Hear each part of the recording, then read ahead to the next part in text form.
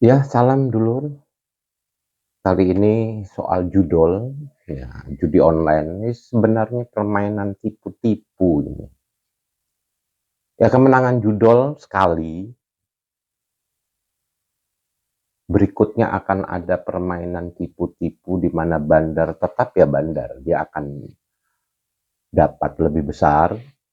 Dia mengorbankan para pemain itu sendiri. Jadi kalau kita lihat di sini, pola udah diatur sebetulnya.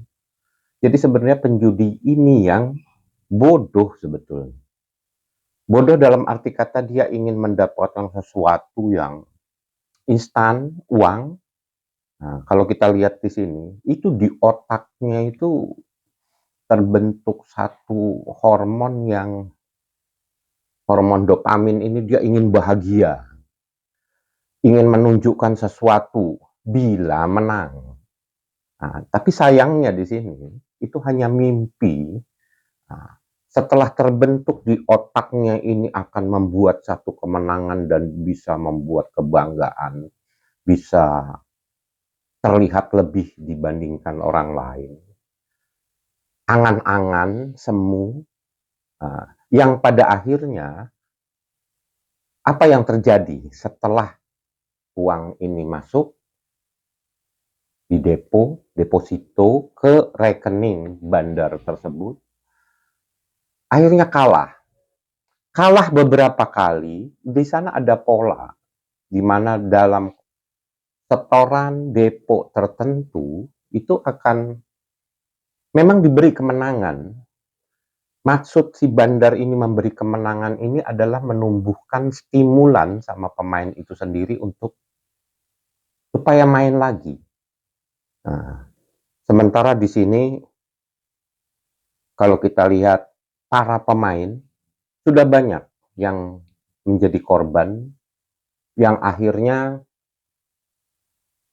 harta habis, rumah tangga hilang, ditambah lagi dengan rumah tangga yang semrawut, mungkin sampai pada tingkat perceraian. Bahkan ada informasinya di Jakarta, di pengadilan agama, berdasarkan informasi itu tingkat perceraian dengan alasan suaminya melakukan judi online dan selalu kalah. Di satu sisi, bagaimana kalau suaminya menang terus? Mungkin perceraian itu bisa saja tidak terjadi karena uangnya masuk. Si penjudi punya uang. Tapi hukumnya yang namanya penjudi itu tidak akan pernah punya uang banyak. Ya rumusnya dia akan hilang, uangnya bukan bertambah, malah makin berkurang. Jadi sekarang dalam podcast ini saya ingin menghimbau kepada orang-orang yang merasa menjadi korban dari judol ini, dari judi online. Yuk, kita bentuk satu komunikasi, apalagi sekarang sudah banyak mass media. Kita buat satu himbauan atau setidak-tidaknya melarang generasi di bawahnya untuk tidak melakukan, biarpun sekecil apapun, judi tetap judi. Kalau kita lihat di sana, apalagi Presiden Jokowi kemarin sebelum serah terima dengan presiden terpilih berikutnya, Pak Prabowo, beliau mengatakan jangan judi, jangan judi, dan jangan judi. Itu sudah ditegaskan.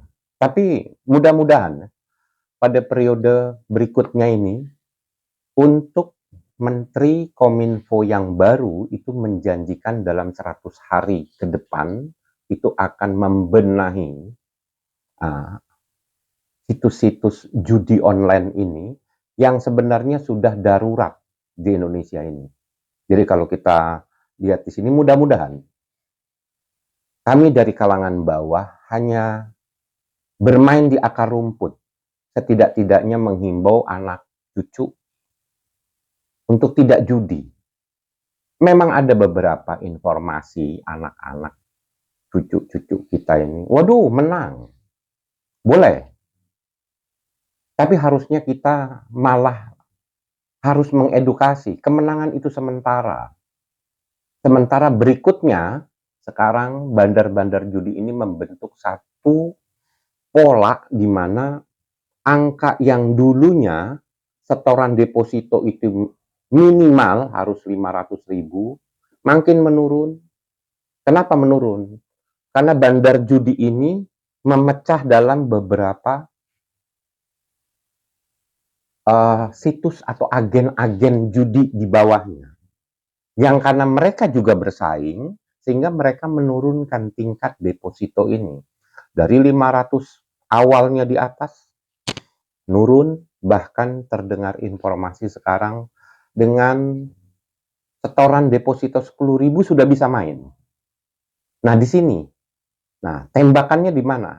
Anak-anak yang berusia 10 tahun, 11, 12, sampai 15, itu sudah mulai dirambah sama mereka. Kalau kita lihat datanya cukup banyak, sampai triliunan dalam 1 tahun, angka-angka kalangan bawah, kalangan kita, kalangan kami, tersedot uangnya. Yang kaya siapa? Bandar yang di atas. Sementara kita yang di bawah terpuruk. Nah, yang sangat disayangkan lagi, mereka-mereka yang berumur 30, 40, kalangan bawah ya dalam hal ini, di mana dia harus mempertaruhkan uang telur, uang susu, uang beras bagi keluarganya. Mereka arahkan kepada permainan judi itu. Walhasil apa? Akibatnya ada stunting lah di sana. Ada cerita di mana anak-anak tidak terpenuhi dari gizi. Jadi jangan kepancing deh. Dengan angka taruhan kecil, itu cuman kalahnya kan cuman 20. Iya, 20. Besok otak kita ini akan menagih, Yuk main lagi, siapa tahu kesialan kemarin hari ini beruntung. Itu pola yang ditanamkan, apalagi sekarang di mass media, baik di TikTok maupun YouTube, itu sudah banyak iklan-iklan yang masuk, disisip-sisipkan yang seakan-akan memberi peluang untuk itu. Jadi nggak salah juga kalau negara ini menyebut sedang darurat judi online. Ya, kita lihat di sini, anak yang umur 12 sampai 15 tahun, dengan jajan, ya mungkin ukuran menengah ke atas, mungkin dengan taruhan 10.000 tidak berpengaruh. Tapi bagi mereka, kami, di kalangan bawah, dengan uang jajan 10.000 bahkan 5.000, anak ini bermain, kadangkala bisa saling pinjam HP, akhirnya bermain dan kalah. Bagaimanapun setelah kalah itu akan merusak mentalitas, karakternya, kekecewaan akan terus bertumbuh, sementara dalam hati dan otaknya itu terbentuk rasa penasaran, dan ini merusak sangat masif. Jadi himbauan saya ini, ya mungkin dimasukkan dalam komen, yuk kita mulai dari tingkat bawah, dari akar rumput. Karena yang di atas-atas sana, di kalangan atas sana, mereka juga sedang berjuang untuk bagaimana judi online ini sebut aja lah, diberantas. Tapi rasanya judi adalah satu pekerjaan yang sangat tua, sama seperti bidang segi lain, prostitusi misalnya, itu adalah perilaku manusia dari zaman dulu. Kalau diberantas mungkin tidak. Tapi kalau kita ingat itu zamannya tahun 80, 90 itu bahkan pemerintah memberikan legalitas untuk judi ini dengan nama, kalau nggak salah, mulai dari nama forecast. Forecast itu ada yang menyebutnya forecast, atau ya sebetulnya ramalan, harapan, keinginan. Kemudian ada yang menyebutnya POKES, pekan olahraga ketangkasan, forecast. Yang belakangan berubah namanya agak sedikit lebih familiar dengan agak bernuansa religi tapi bukan religi, dengan nama SD, SB. Mungkin generasi sekarang agak tidak mengenal, tapi itu karena sudah berjalan kurang lebih 40 tahun yang lalu ya. SD, SB itu sumbangan dana berhadiah. Nah, jadi hanya menebak angka. Nah, sebetulnya waktu itu yang diarah adalah kelompok-kelompok etnis tertentu yang memang suka dengan judi, ke sana larinya. Tapi merambah ke ekonomi kelas bawah. Sampai-sampai waktu itu tukang becak atau tukang asongan. Ya sekedar untuk mengeluarkan uang, waktu itu masih 100-200 rupiah. Itu cukup besar pada masa itu ya.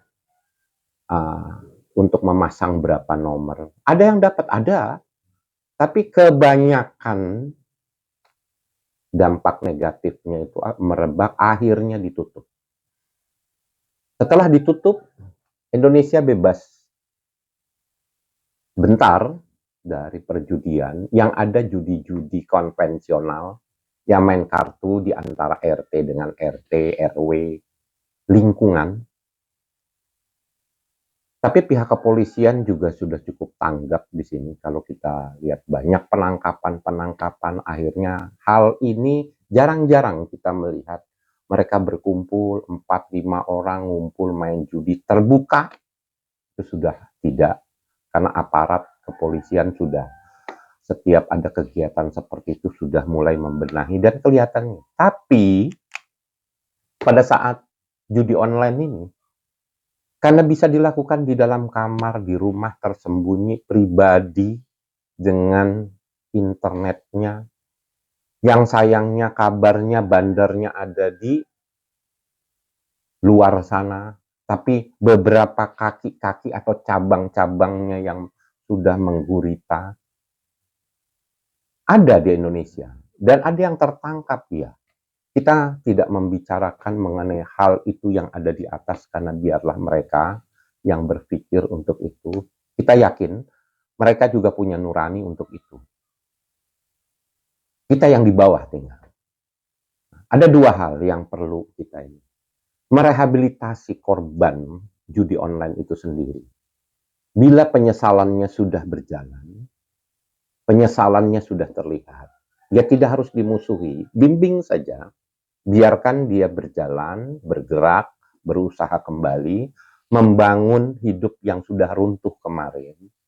Kemudian anak-anak atau kaula muda antara 15 sampai 20, kita tekankan sebelum mereka menjadi pecundang, pencuri, pembohong. Karena ke sana larinya. Begitu dia sudah masuk ke dalam jiwa penjudi itu, sifat pembohong itu akan muncul. Dusta ya biasa bagi mereka. Hianat. Setelah hianat, dia akan melakukan pencurian. Pastinya itu. Mulai dari pencurian yang kecil-kecil, sampai mungkin pencurian yang nilainya cukup mengganggu ekonomi keluarga. Terus siapa yang dicuri? Dari lingkungan terkecil dulu. Mungkin keluarga, mungkin akan merambah keluar. Walhasil apa? Tindakan kriminal akan kena dengan konsekuensi hukum. Akibatnya, rusak masa depan. Nah, jadi di sini, kawan-kawan yang ingin bergabung mungkin dalam komentar, ya kita mulai dari akar rumput membenahi dan menghilangkan judi online ini. Nanti akan saya sambung untuk yang berikutnya. Wassalamualaikum warahmatullahi wabarakatuh.